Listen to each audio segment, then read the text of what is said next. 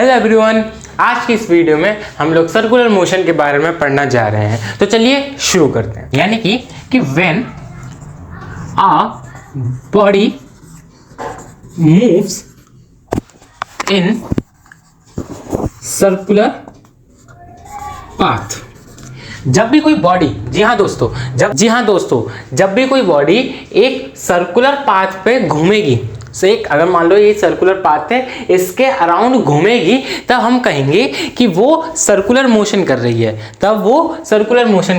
अगर मैं इसको सिंपल एक लाइन में कहूं तो मैं कह सकता हूं कि मोशन इन सर्कुलर पाथ। अगर मैं सर्कुलर पाथ पे मोशन कर रहा हूं, घूम रहा हूं, टहल रहा हूं, दौड़ रहा हूं, तब मैं कहलाऊंगा सर्कुलर मोशन। आई बात समझ? अब यहाँ पर एक नया कॉन्सेप्ट आता है। जैसे कि फॉर एग्जांपल मेरे पास एक बॉल है, मैंने इसको धागे से बांध रखा है और मैं इसको घुमा रहा हूँ।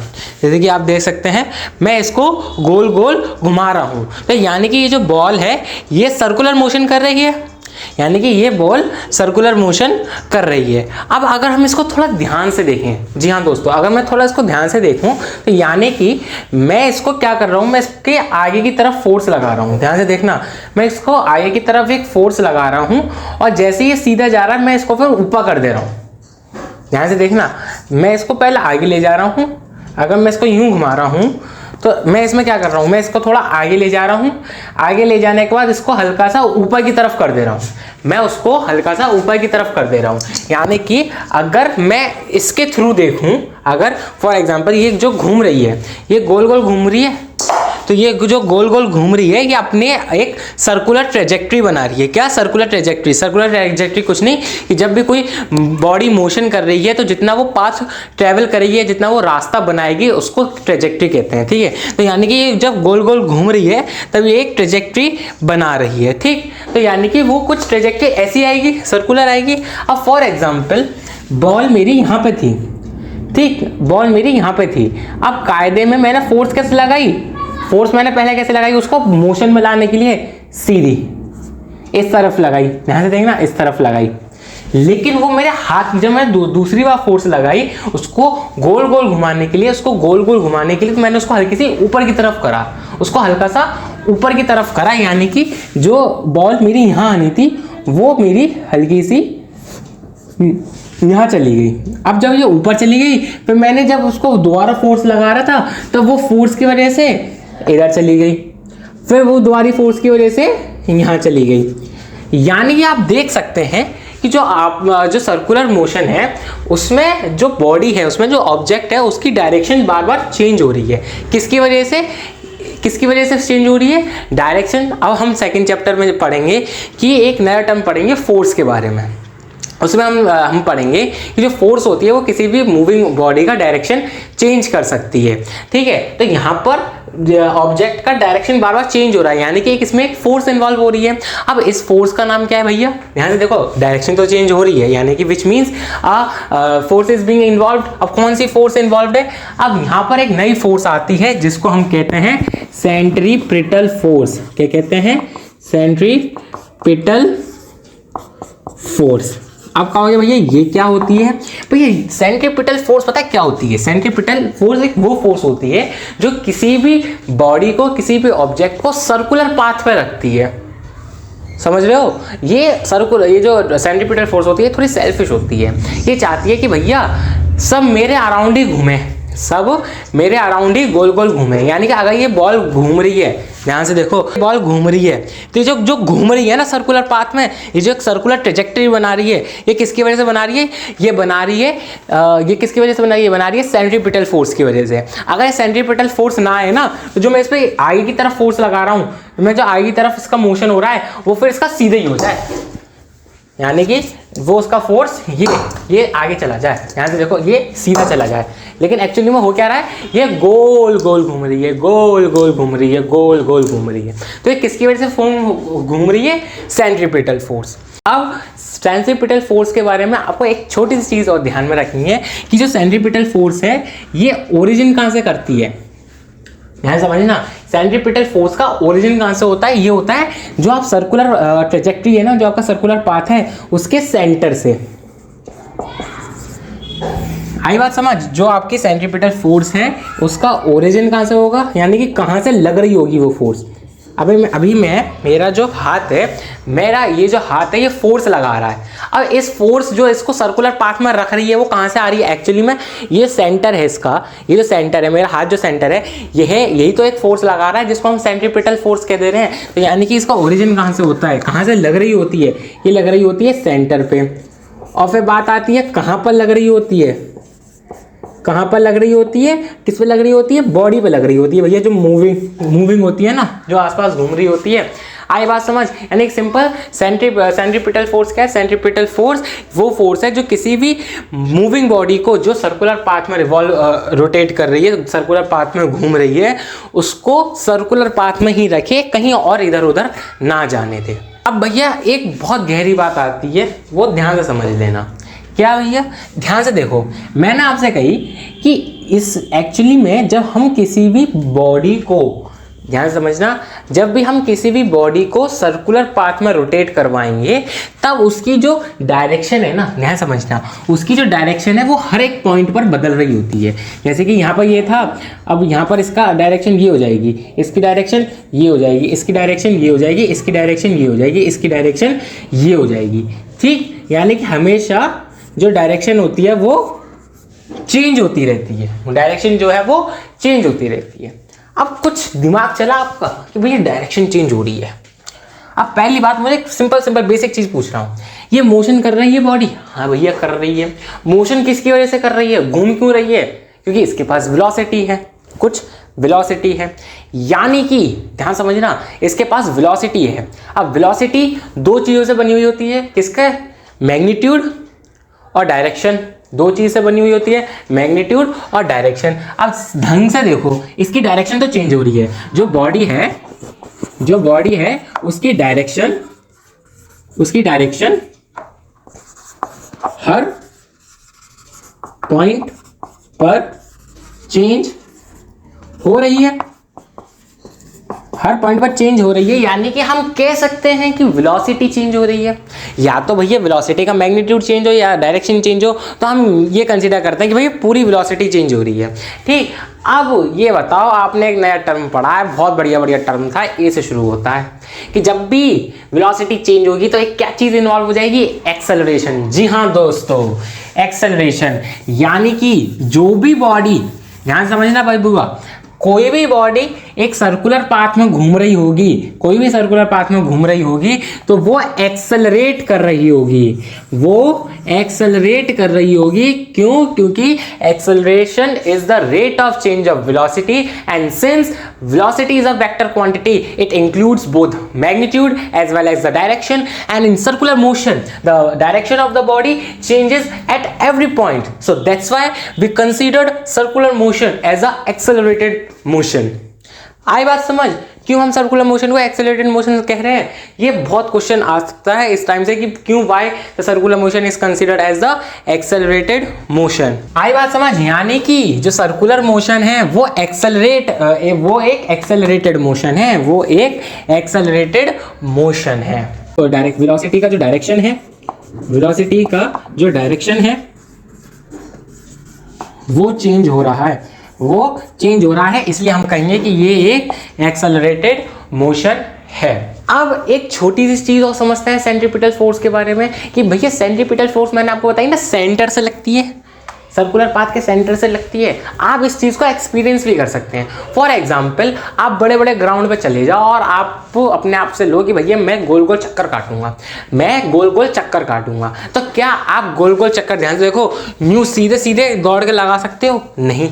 ध्यान से समझना, अगर मान लो ये एक सर्कुलर पाथ है, अगर मान लो ये एक सर्कुलर पाथ है और आप यहाँ पर खड़े हो और आपने दौड़ना शुरू करा, डुक डुक डुक डुक डुक डुक डुक, तो आप सीधे तो जाओगे नहीं, सेंट्रीपिटल फोर्स की वजह से आप सर्कुलर पाथ में रहोगे।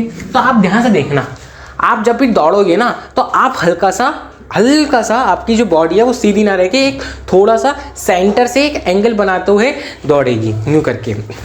अगर आप अपने राइट हैंड साइड को दौड़ रहे हो तो यूं, और अगर यूं करके दौड़ रहे हो तो आप यूं दौड़ोगे, हल्का सा झुका हुआ। क्यों? क्योंकि ये सेंट्रीपिटल फोर्स है, सेंट्रीपिटल फोर्स आपको सेंटर की तरफ खींच रही है। आपको सेंटर की तरफ खींचे, तो इसकी वजह से आपको थोड़ा सा सेंटर की तरफ, और अगर आपकी बॉडी टिल्ट नहीं रहेगी तो आप यूँ दौड़ रहे हो, दौड़ते दौड़ते आप सीधे निकल जाओगे, दौड़ते दौड़ते आप सीधे निकल जाओगे। लेकिन अगर आप हल्की सी बॉडी टिल्ट होगी तो आपको डायरेक्शन चेंज करने में आसानी रहेगी। आई बात समझ? क्या मतलब हुआ ये इस यूनिफॉर्म सर्कुलर मोशन का? यूनिफॉर्म सर्कुलर मोशन का मतलब हुआ कि जब भी कोई बॉडी सर्कुलर पाथ में घूम रही है विद कांस्टेंट वेलोसिटी। जी हाँ दोस्तों, यानी कि अगर when a body moves in circular path with constant speed, जब भी बॉडी कांस्टेंट स्पीड से, ध्यान से समझना, कांस्टेंट स्पीड कह रहा हूं मैं, जब भी वो कांस्टेंट स्पीड से सर्कुलर मोशन करे, अगर मान लो ये सर्कल है और इसकी जो पूरी सर्कुलर मोशन में स्पीड कांस्टेंट रहे, पूरे सर्कुलर मोशन में स्पीड कांस्टेंट कहे, तो हम इसको एक एडिशनल सर्कुलर मोशन कह देंगे, जिसको हम कहेंगे यूनिफॉर्म सर्कुलर मोशन।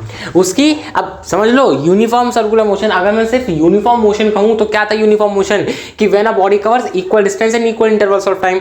अब ये बॉडी ये चीज़ कब पॉसिबल है कि body equal intervals of time में ट्रैवल करे? जब उसकी पूरे पाथ में, पूरी जर्नी में स्पीड कांस्टेंट रहे। और आप देख सकते हैं कि इसमें भी पूरी जर्नी में स्पीड आपकी कांस्टेंट है। तो जब आपकी स्पीड कांस्टेंट है पूरे सर्कुलर मोशन में, तो हम उसको यूनिफॉर्म सर्कुलर मोशन कह देते हैं। ठीक, अब भैया यहाँ पर भी वही चीज़ बात आती है कि भैया इसकी स्पीड कांस्टेंट है, क्या तब भी ये एक्सेलरेटेड मोशन होगा? हाँ भैया, क्यों नहीं होगा?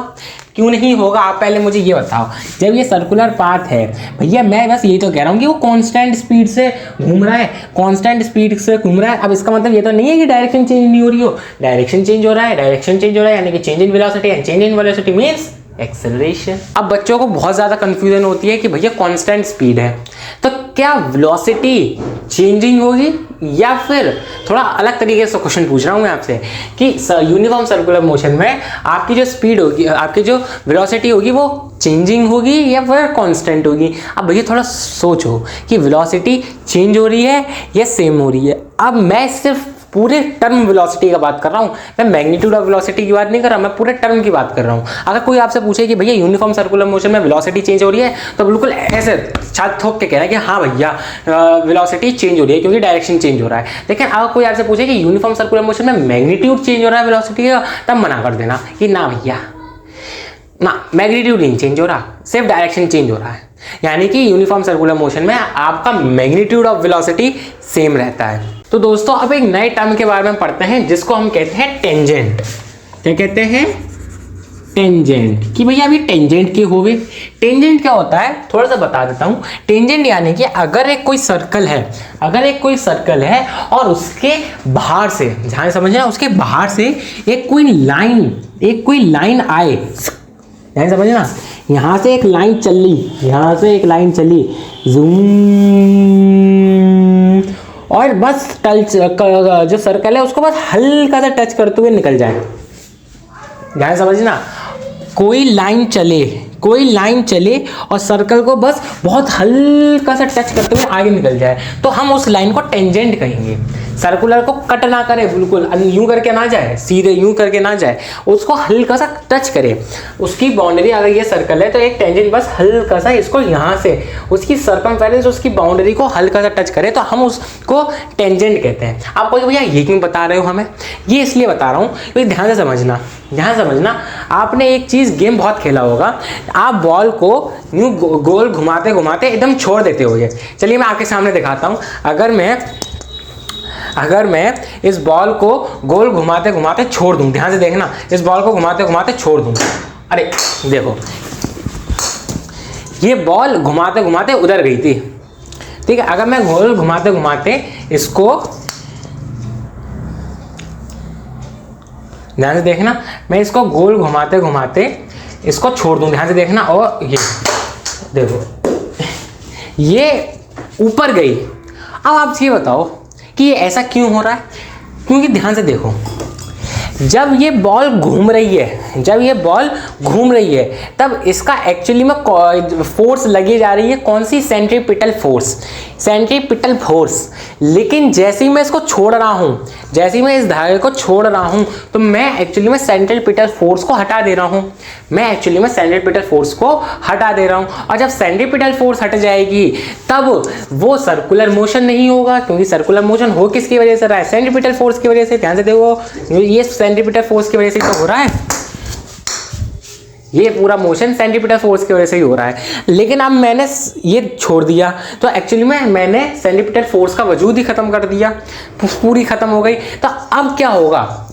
तो ये जो बॉल होगी ना, ये जिस डायरेक्शन में होगी, अगर मैं इसको यूं मान लो, इसको गोल घुमाते घुमाते मैं इस पॉइंट पर छोड़ दिया, इस पॉइंट पे छोड़ दिया, और लेकिन अब इसकी डायरेक्शन ऑफ मोशन जहां होगी, इसकी और डायरेक्शन ऑफ मोशन जहां होगी, वो उसी डायरेक्शन में सीधे टेंजेंटली चला जाएगा। सीधे टेंजेंटली का क्या मतलब हुआ? ध्यान से देखो फॉर एग्जाम्पल, ये जो बॉल है वो एक सर्कुलर मोशन के अराउंड गोल गोल घूम रही है। ये जो बॉल है ये सर्कुलर मोशन के अराउंड गोल गोल घूम रही है, यानी कि एक सर्कुलर ट्रेजेक्टरी, एक सर्कुलर पाथ फॉर्म कर रही है। अब फॉर एग्जाम्पल, अगर मैंने इस पॉइंट पर, अब इसका डायरेक्शन मैंने आपसे कही है कंटिन्यूसली चेंज होता रहता है, लेकिन इस डायरेक्शन, इस पॉइंट पे इसका डायरेक्शन ये है। अब मैंने जैसे ही सेंट्रीपिटल फोर्स हटा दी, यहाँ से समझना, मैंने जैसे ही इस पे से सेंट्रीपिटल फोर्स हटा दी तो ये क्या होगा? ये टेंजेंटली सीधी चली जाएगी, ये टेंजेंटली सीधी चली जाएगी। टेंजेंटली यानी कि कहाँ लिखूँ मैं? यहाँ लिख देता हूँ, यानी कि ये टेंजेंशियली सीधी चली जाएगी, टेंजेंशियली सीधी चली जाएगी। आपने कई सारी नेचुरल सैटेलाइट्स आपके एटमॉस्फेयर में गोल गोल घूमते हुए देखी हैं। अब वो गोल गोल घूम रही है, यानी कि उन पर एक सेंट्रीपिटल फोर्स लग रही है, जो कौन लगा रहा होगा? अर्थ लगा रहा होगा। अब एक चीज बताओ, मैंने आपको ये चीज बताई थी टेंजेंशियली वाली, तो यहाँ से एक क्वेश्चन बनता है कि ये बताओ, अगर सैटेलाइट्स जो अर्थ के अराउंड रिवॉल्व कर रही हैं, ठीक, और उस पर एकदम से सेंट्रीपिटल फोर्स हट जाए, और सेंट्रीपिटल फोर्स भी नहीं, वो ग्रेविटेशनल फोर्स भी पूछ सकते हैं, ग्रेविटेशनल फोर्स और सेंट्रीपिटल फोर्स में क्या अंतर है और क्या रिलेशनशिप है, वो हम आगे वाली वीडियोस में बताऊंगा। लेकिन अभी सिर्फ इतना क्वेश्चन के लिए समझ लीजिए, इतना दिमाग में बिठा लीजिए कि वो क्वेश्चन में ये देख सकते हैं कि जब वो सर्कुलर पाथ पर रिवॉल्व कर रही है और मैंने सेंट्रीपिटल फोर्स या ग्रेविटेशनल फोर्स हटा दी, तब क्या होगा? तब आपको ये लिखना होगा कि भैया जो उसकी फोर्स है, जो उसका सर्कुलर पाथ कंप्लीट करवा रही है, जो उसका सर्कुलर पाथ में रिवॉल्व करवा रही है, वो हट जाएगी। यानी कि जो ऑब्जेक्ट होगा वो जिस डायरेक्शन में है, उसका मोशन जिस डायरेक्शन में है, वो उसी डायरेक्शन में टेंजेंशियली सीधी चली जाएगी। एग्जाम्पल्स में हमने हम एग्जाम्पल्स पे आ जाते हैं। तो एग्जाम्पल्स में अभी मैंने आपको कौन सा बताया था? सैटेलाइट्स वाला। कौन सा वाला? सैटेलाइट्स वाला, कि भैया सैटेलाइट्स अर्थ के अराउंड रोटेट कर रही हैं, तो वो भी एक यूनिफॉर्म सर्कुलर मोशन है, यूनिफॉर्म सर्कुलर मोशन है। अब यहीं पर अगर मैं बात करूं मून की, अर्थ की नेचुरल सैटेलाइट की, तो भैया उसमें भी यही चीज़ होती है। अगर मान लो फॉर एग्जांपल ये मेरा हाथ जो है वो अर्थ है और ये मून है, वो इसके अराउंड घूम रही है, एक सर्कुलर पाथ बना रही है, और अगर गलती से सेंट्रीपिटल फोर्स हट गई, अर्थ जी ने, हमारी धरती माता ने सेंट्रीपिटल फोर्स हटा दी, तो जो हमारा मून है ना, ये जो मून है, ये टेंजेंशियली जिस डायरेक्शन में मूव होगा उस समय, एट दैट पॉइंट जिस डायरेक्शन में उसका मोशन हो रहा होगा, मान लो ये यहाँ पर है, जैसे ही यहाँ से जो सेंट्रीपिटल फोर्स है हटी, ये टेंजेंशियली उसको सीधे होके चला जाएगा। आपने अभी समझा था, आपने जो अभी समझा ना, वो कुछ इसी तरीके से था कि यहाँ ये अगर है और यहाँ पर अगर ये हुई, तो टेंजेंशियली एकदम सीधे होके चला जाएगा। ठीक, यूनिफॉर्म सर्कुलर मोशन का ये हो गया। एथलीट्स जो होते हैं हमारे, वो अगर कांस्टेंट स्पीड से, ध्यान समझना, एथलीट्स वाला अगर एग्जांपल लिख रहे हो आप यूनिफॉर्म सर्कुलर मोशन में, तब आपको ब्रैकेट में ये भी लिखना होगा, या उसको थोड़ा इलेबोरेट में ये भी करना होगा कि एथलीट्स जब सर्कुलर पाथ में दौड़ें, विद कांस्टेंट स्पीड, अगर आप कांस्टेंट स्पीड लिख के आओगे ना तो वो यूनिफॉर्म सर्कुलर मोशन का डायरेक्ट वो नहीं माना जाएगा, वो सिर्फ सर्कुलर मोशन का माना जाएगा, क्योंकि जरूरी नहीं ना एथलीट्स की स्पीड पूरे सर्कुलर पाथ में कांस्टेंट रहे, ऊपर नीचे हो सकती है। जब वो आगे चल रहे हैं तो वो अपना थोड़ा सा नॉर्मल कर देंगे, पीछे हैं तो तेज कर देंगे, लेकिन अभी आपको लिखना होगा जब वो कांस्टेंट स्पीड से दौड़ रहे हैं। सर्कुलर पाथ से रिलेटेड कुछ थोड़े से डिस्टेंस, डिस्प्लेसमेंट, स्पीड और वेलोसिटी वाली चीज समझ लेते हैं। तो सबसे पहले बात करते हैं भैया डिस्टेंस के बारे में। ध्यान समझना, मेरी कोई बॉडी थी, वो यहाँ पर खड़ी है पॉइंट ए पर खड़ी थी, उसने पूरा एक बॉडी का एक राउंड कंप्लीट कर दिया, सर्कुलर पाथ का एक पूरा राउंड कंप्लीट कर दिया। उस सर्कुलर पाथ का डिस्टेंस हो जाएगा 2πr। 2πr, पाई की वैल्यू पता है सबको, 3.14 डेसिमल वाली, 22/7 फ्रैक्शन वाली, r यानी कि आपका रेडियस। ठीक, अब क्या होता है, अब अगर यहीं पर जो पार्टिकल है आपका वो हाफ डिस्टेंस ट्रेवल कर रहा है, हाफ डिस्टेंस ट्रेवल कर रहा है यानी कि वो एक्चुअली में सिर्फ यहाँ से यहाँ तक जा रहा है समझना, सिर्फ यहाँ से पॉइंट ए से पॉइंट बी तक जा रहा है समझना। ये जब पूरा आपका 2πr है और वो सिर्फ आधा सर्कल कवर कर रहा है, यानी कि सेमी सर्कल कवर कर रहा है, तो इस सेमी सर्कल का वो क्या होगा फॉर्मूला भैया, 2πr/2। अगर मैं बात करूं, अगर वो सिर्फ हाफ डिस्टेंस ट्रेवल कर रहा है, अगर वो सिर्फ हाफ डिस्टेंस ट्रेवल कर रहा है तो यानी कि 2πr/2, 2 से टूट कर गया यानी कि πr। अब बात करते हैं डिस्प्लेसमेंट की। डिस्प्लेसमेंट की ध्यान समझना, कोई भी बॉडी थी वो पॉइंट ए से चली, गोल घूमी करके पॉइंट ए पर ही आ गई, तब इसका डिस्टेंस ट्रेवल हुआ, हाँ हुआ, कितना हुआ 2πr हुआ। अब मैं आपसे पूछूं कि भैया अब इसका डिस्प्लेसमेंट बताओ, तो ध्यान दे, अब सबसे पहले डिस्प्लेसमेंट याद करो, समझो कि क्या था डिस्प्लेसमेंट, कि भैया displacement is the shortest distance between initial point और फाइनल पॉइंट के बीच का शॉर्टेस्ट। और मैंने आपको उसमें ये भी बताया था कि अगर कोई बॉडी जहाँ से चल रही है वहीं लौट के आ जाए दोबारा तो उसका डिस्प्लेसमेंट हम लोग 0 लेते हैं। वो बॉडी ए पॉइंट से चल रही थी और ए पर ही आ गई तो हम लोग उसका डिस्प्लेसमेंट क्या कहेंगे, 0। अब आप कहो कि भैया वो अगर हाफ डिस्प्लेसमेंट कर रही है, हाफ डिस्प्लेसमेंट यानी कि जैसे कि मैं यहाँ पर हाफ डिस्टेंस था, यहाँ पर जैसे कि हाफ डिस्प्लेसमेंट का उसको मैंने πr कह दिया था, तो हाफ डिस्प्लेसमेंट का क्या होगा, हाफ डिस्प्लेसमेंट यानी कि फॉर एग्जांपल वो ए थी और ए से बी तक पहुँच गई, अब थोड़ा दिमाग लगाओ, जो आपका ये वाला पाथ हुआ ये क्या हुआ एक्चुअली में, ये आपका होगा डिस्टेंस, लेकिन डिस्प्लेसमेंट क्या होता है, इनिशियल पोजीशन क्या है ए, फाइनल पोजीशन क्या है बी, इसके बीच का शॉर्टेस्ट पाथ, इसके बीच का क्या होगा, जब मैं इसके बीच से एक सीधी लाइन खींच दूंगा, अब एक सीधी सी बताओ, वो हाफ डिस्प्लेसमेंट कर रहा है यानी कि वो एक सेमी सर्कल फॉर्म कर रहा है, सीधी स्ट्रेट लाइन आएगी, ये क्या होगी, ये डायमीटर ही तो होगी भैया, ये डायमीटर ही तो होगी। और डायमीटर क्या होता है, रेडियस का डबल ही तो डायमीटर कहलाता है, यानी कि हाफ डिस्प्लेसमेंट में हम क्या कहेंगे 2r। आई बात समझ। अब भैया एक चीज देखो, अब क्वेश्चन पता कैसे आते हैं, एक क्वेश्चन आएगा कि भैया एक बॉडी ने 5 राउंड लगा दिए, एक बॉडी ने सर्कुलर पाथ के 5 पूरे राउंड लगा दिए, तो बताओ डिस्टेंस क्या होगा। तो यहाँ पर एक राउंड कितने का है, 2πr, 5 राउंड कितने हो जाएंगे 5 × 2πr, यही तो करेंगे बोलो हाँ कि ना। तो ये कितना आ जाएगा 10, 2 5 से 10 πr, कितना आ जाएगा 10 πr, 5 राउंड का। अब मैं यहीं पर आपसे कहे कि भैया 5 राउंड के बाद डिस्प्लेसमेंट बताओ, ध्यान से देखो, अगर 5 राउंड है तो यानी कि आधा एक राउंड के बाद डिस्प्लेसमेंट 0, फिर दूसरा 0 हो गया, तीसरा 0 हो गया, चौथा 0 हो गया, ठीक है, चौथा राउंड और फिर 5वां राउंड ये और ये, यानी कि 5वें राउंड पे क्या हो रहा है, जो आपका डिस्प्लेसमेंट हो रहा है, वो भी क्या हो रहा है 0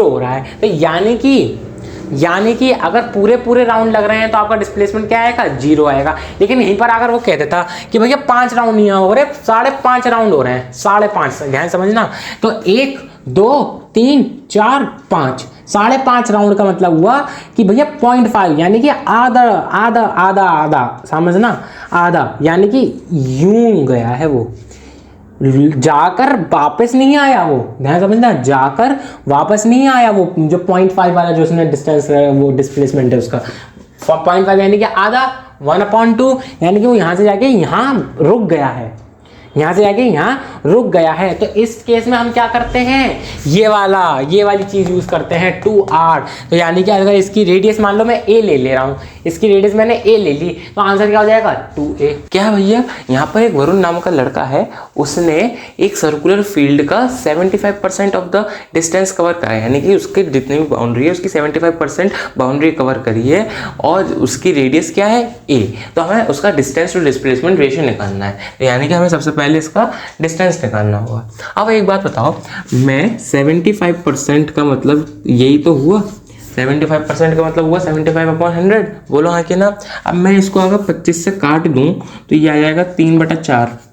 3/4 3/4 का क्या मतलब हुआ, 3/4 का मतलब हुआ कि अगर हम किसी सर्कल को या किसी भी फिगर को 4 इक्वल भागों में बांटें, 4 इक्वल भागों में बांटें, तो उसके अगर हम लोग 3 हिस्से कवर कर दें, उसके 3 हिस्से हम कवर कर दें, तो हम कहेंगे कि हमने उसका 3/4 पार्ट कवर करा है। आई बात समझ, क्या कहना चाह रहा हूँ मैं, यानी कि उसने वो वरुण नाम की लड़की ने ये 3 टुकड़े कवर करे हैं, ये 3 टुकड़े कवर करे हैं, ठीक। तो अगर यानी कि अगर मैं यहाँ पर देखूँ, तो अगर मैं भी इसको अच्छे से डिवाइड करूँ, तो ये मेरे पास यहाँ पर 4 इक्वल टुकड़े आ गए, तो इसके मैं कितने करूँगा, 3 टुकड़े उसने अपने कवर कर चुका हूँ। अच्छा बताओ, यहाँ पर उसने कितना डिस्टेंस कितना परसेंट करा था, 75। अगर वो यहीं पर 100% करता, ध्यान समझना, अगर वो 100% उसका वो करता, यानी कि पूरा एक राउंड ले लेता, तो तब उसका डिस्टेंस क्या होता, ध्यान से बताना। अभी तो उसने 75% करा है, लेकिन वो पूरा 100% करता है, तो उसका क्या मतलब होता है कि उसने पूरा एक राउंड ले लिया है, और एक राउंड कितने का होता है, 2πr, लेकिन r का रेडियस होता है, लेकिन यहाँ पर रेडियस क्या है, a। तो यानी कि मैं कहूँगा कि अगर वो 1 राउंड में कितना करता, 1 राउंड में वो करता 2πa, बोलो हाँ कि ना, 2πa ही तो करता। यहाँ पर रेडियस r ले सकते हैं, लेकिन क्वेश्चन में हमें a देखी है, तो हम लोग यहाँ पर 2πa लेंगे, कोई दिक्कत। लेकिन वो कह रहा है कि उसने पूरा एक राउंड नहीं करा, उसने 1 राउंड का 75% करा है, उसने सिर्फ 75% करा है एक राउंड का। तो यानी कि मैं कहूँगा कि उसने 2πa का 3/4 करा है। मैं 75% को 3/4 भी तो कह सकता हूँ, वो आपकी परसेंटेज फॉर्म है, ये आपकी फ्रैक्शनल फॉर्म है। अब मैं इसको काट दूंगा, तो ये आपका आ जाएगा 3πa/2। तो ये आपका आ जाएगा डिस्टेंस। तो अब हमने डिस्टेंस निकाल चुके हैं, अब हम डिस्प्लेसमेंट देखेंगे। तो भाई डिस्प्लेसमेंट आपको बहुत गहराई से समझना है, क्योंकि ये तरीका आपके और भी आगे आने वाले क्वेश्चंस पर काम में आएगा। ध्यान समझना, जो आपका वरुण था ना, वो इस पॉइंट पर खड़ा हुआ था, और इस पॉइंट का मैं नाम दे देता हूँ, लेट इट बी x, यानी कि वरुण नाम का लड़का x पॉइंट पर खड़ा हुआ था। उसने जब 3/4 हिस्सा कवर करा, तो यहाँ पर पहुँचा, इसको पॉइंट को क्या कहता हूँ मैं, y, ठीक। अब मुझे इसका डिस्प्लेसमेंट निकालना है। अब भैया डिस्प्लेसमेंट याद करो कि भैया डिस्प्लेसमेंट क्या था, कि भैया डिस्प्लेसमेंट था कि shortest distance between initial point and final point. Initial point क्या है उसका x, फाइनल पॉइंट क्या है उसका y। तो यानी कि मैं इसके बीच का शॉर्टेस्ट डिस्टेंस निकालूंगा एक सीधी लाइन बनाकर, यही तो करते हैं हम लोग हर बार। अब मान लो मैं इस सेंटर को O मान लेता हूँ। अब ध्यान से बताओ, ये जो लाइन है ना, सीधी सीधी लाइन है, एक दूसरे को इंटरसेक्ट कर रही है, तो यानी कि यहाँ पर एक क्या फॉर्म होगा, राइट एंगल ट्रायंगल फॉर्म होगा, बोलो हाँ कि ना। यहाँ पर एक 90 डिग्री का एंगल बनेगा। तो अगर मैं पूरा देखूँ तो यहाँ पर एक ट्रायंगल बनना है, कौन सा, ट्रायंगल XOY, एक ट्रायंगल बनना है, जो कि एक राइट एंगल ट्रायंगल है, बोलो हाँ कि ना, कोई दिक्कत। अब एक चीज़ बताओ, आपके पास XO कितना होगा, दिमाग लगाओ, थोड़ा सोचो, ध्यान समझना। आपके पास XO है, क्वेश्चन में गिवन है आपके पास क्या XO, तो बताओ क्या होगा। और जो XO होगा वो बराबर होगा YO के, बताओ कैसे, ध्यान से समझो, ध्यान से देखो, अच्छे से विजुलाइज करो। जो एक्स है वो बराबर है वाई ओ के, और वाई ओ भी किसी के बराबर है जो आपके क्वेश्चन में गिवन है। तो जी हाँ दोस्तों, इसका जो सही वो होगा वो ये है कि भैया एक्स ओ बराबर है ओ वाई के, और ओ वाई बराबर होगा ए के। आपका ए क्या था, हमें समझना, आपका ए क्या था, ए आपकी रेडियस ही तो थी, ए आपकी रेडियस ही तो थी। और ध्यान से देखो उसमें एक्स ओ और ओ वाई रेडियस ही हैं।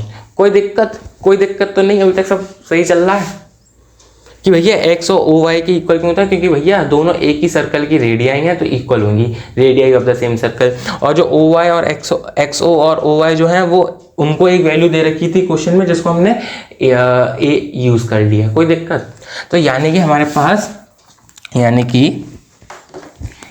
हमारे पास जो एक्स वाई वो कितना है ए, और जो वाई वो भी कितना है ए। अब एक चीज़ बताओ, इस पूरे ट्रायंगल में हम लोग पाइथागोरस थ्योरम लगा सकते हैं। पाइथागोरस थ्योरम तो पता ही है ना, पाइथागोरस थ्योरम क्या थी, हम प्यारे बच्चे, यानी कि H square equals to P square plus B square.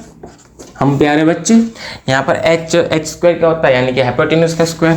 Hypotenuse कौन सी होती है, 90 डिग्री के ऑपोजिट वाली, यानी कि यहाँ पर क्या हो जाएगी एक्स वाई का whole square equals to P square perpendicular अभी मैं इसको एक्स ओ को मान ले रहा हूँ, तो यानी कि X O square plus Y O square. कोई दिक्कत। अब हमें एक्चुअली में वैल्यू किसकी निकालनी है, एक्स वाई की तो निकालनी है, तो मैं इसको एक्स वाई ही रखूँगा, एक्स वाई का होल स्क्वायर ही रखूँगा। मेरे पास एक्स ओ की वैल्यू क्या है, ए का होल स्क्वायर यानी कि ए स्क्वायर प्लस ये भी क्या हो जाएगा ए स्क्वायर। कोई दिक्कत, तो यानी कि एक्स वाई का होल स्क्वायर बराबर कितना हो जाएगा 2a स्क्वायर। अभी तक कोई दिक्कत चल रही है, यहाँ तक चीज़ समझ में आई। अब ध्यान से देखो, ये यहाँ पर जो 2 स्क्वायर में है, ये जो 2 ऊपर वाला स्क्वायर वाला है वो जो उधर की साइड में होगा तो क्या हो जाएगा रूट में चला जाएगा, यानी कि एक्स वाई बराबर हो जाएगा रूट ए स्क्वायर। अब ध्यान से देखना, हम इसको लिख सकते हैं कि √2 इंटू ए स्क्वायर का रूट लिख सकता हूँ, बोलो हाँ कि ना। अब ध्यान से देखो 1/2 इंटू ए स्क्वायर इंटू 1/2, क्योंकि भैया मैं √2 को 1/2 ही तो लिख सकता हूँ, 2 से 2 कट गई। आप ये मैथ्स में पढ़ेंगे एक्सपोनेंशियल में कि भैया अगर इस टाइप की है पावर के ऊपर पावर होती है तो हम वो मल्टीप्लाई में हो जाएगी। तो यहाँ पर भी तो ए स्क्वायर के ऊपर एक पावर थी 1/2 की, तो 2 ये कट गया, यानी कि इसका क्या आंसर आ जाएगा √2a, यानी कि ये क्या आ जाएगा इसका डिस्प्लेसमेंट आ जाएगा। हाँ तो भैया लोग हमारे पास ये दोनों चीज़ें आ गई थी, अब हमें रेशो निकालना है। अब बच्चे अक्सर कंफ्यूज हो जाते हैं कि भैया डिस्टेंस टू डिस्प्लेसमेंट का रेशो निकालना है कि अब हमें कौन सा इसको डिनोमिनेटर में लेना है, कौन सा हमें न्यूमरेटर में लेना है। कुछ नहीं है भैया, बहुत आसान है। शुरू से देखते हुए चलो कि डिस्टेंस पहले आ रहा है, यानी कि हम इसको ऊपर लेंगे। जो चीज़ पहले आएगी क्वेश्चन में, जो चीज़ पहले आएगी हम उसको ऊपर लेंगे। कोई दिक्कत, यानी कि मैं अगर इसको देखूंगा तो इसका मतलब हो जाएगा डिस्टेंस अपॉन डिस्प्लेसमेंट। ऐसा समझ लो, जो चीज़ पहले आ रही है वो आपका न्यूमरेटर में जाएगी, और जो 2 के बाद आ रही है 2 पर यहाँ पर इस टाइप के रेशियो में 2 होगा, जो 2 के बाद आ रही है वो आपका डिनोमिनेटर बन जाएगी। ठीक, यहाँ पर आपका डिस्टेंस क्या था 3πa/2 अपॉन √2a। अब बच्चा अक्सर इस चीज़ को देख के कन्फ्यूज हो जाते हैं कि भैया अपॉन का भी अपॉन आ जाएगा तो ये कैसे करेंगे। कुछ नहीं होता है, ध्यान से समझना 3πa/2। मैं इस बड़े वाले अपॉन को, ये जो नीचे ये है वो एक्चुअली में क्या है डिवाइड में तो है, यानी कि मैं इसको ऐसे लिख सकता हूँ √2a। बोलो हाँ कि ना। और डिवीजन के हिसाब से जो आपकी राइट हैंड में जो नंबर लगा हुआ होता है, यानी कि मैं सिंपल कहूँ जो आपका डिवाइजर होता है वो उसका रेसिप्रोकल हो जाता है, यानी कि उल्टा हो जाता है, यानी 3πa/2 इंटू 1/√2। बोलो हाँ कि ना, 1/√2। ध्यान से देखना, ए से ए कट जाएगा, तो यानी हमारे पास क्या आंसर आ जाएगा 3π/2√2। लेकिन क्या ये फाइनल आंसर होगा, जी नहीं। जो आप समझ रहे हैं ना 3π/2√2, ये फाइनल आंसर नहीं होगा। हमारे पास अभी आंसर क्या आया था 3π/2√2। मैंने आपसे कहा कि ये फाइनल आंसर नहीं होगा। क्यों नहीं होगा? क्योंकि भैया जो यहाँ पर डिनोमिनेटर है, डिनोमिनेटर में एक इरेशनल नंबर है, एक रूट वाला नंबर है, और जो कि नहीं हो सकता। तो यानी कि हम इसको क्या करेंगे, रैशनलाइज करेंगे। रैशनलाइज आपने मैथ्स में पढ़ा होगा, और नहीं तो आप मेरी वीडियो भी देख सकते हैं कि इसको कैसे रैशनलाइज करेंगे। तो यानी कि मैं इसको रैशनलाइज करने के लिए √2 का मल्टीप्लाई ऊपर और नीचे दोनों जगह कर दूंगा। यानी कि ये हो जाएगा आपका 3π√2/2 × √2 ठीक है। √2 × √2 बराबर होता है, ये तो ऊपर आपका चलता ही आ रहा है, अपॉन √2 × √2 होता है 2 × 2। ये 2 आपका ये वाला 2 था, और इन दोनों को मल्टीप्लाई करके ये 2 आया, इन दोनों को मल्टीप्लाई करके ये 2 आया। तो यानी कि आपका फाइनल आंसर हो जाएगा 3π√2/2 × 2 = 4। ये आपका हो जाएगा फाइनल आंसर।